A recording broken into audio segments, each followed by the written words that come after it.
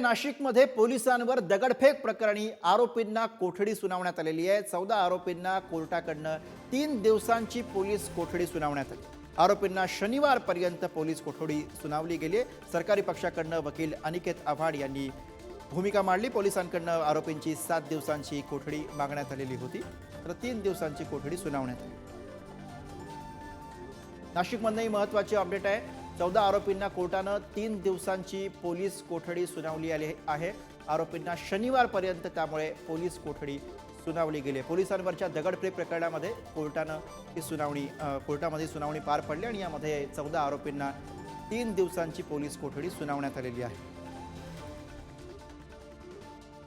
नाशिक पोलिसांवरती दगडफेक करण्यात आली होती आणि या प्रकरणामध्ये आता 14 आरोपींना 3 दिवसांची पोलीस कोठडी।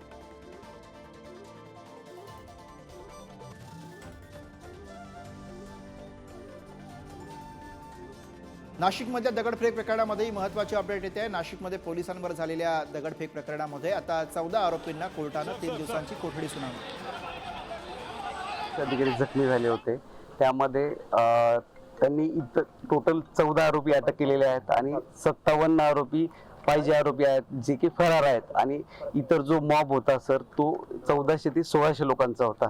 यामध्ये आम्ही असा युक्तिवाद केला की सदरचा जो हे कट कारस्थान त्यांनी कधी घडून आणलं किंवा काय केलं, यामध्ये यांनी फरचीचे तुकडे किंवा इतर जे काही गोष्टी केलेल्या आहेत त्याबाबत सखोल तपास करायचा आहे। आणि यामध्ये जे यांनी सगळं जे ठरवून करून आणलेलं आहे वगैरे, यामुळे आम्ही जास्तीत जास्त 7 दिवस पीसी मागितली होती।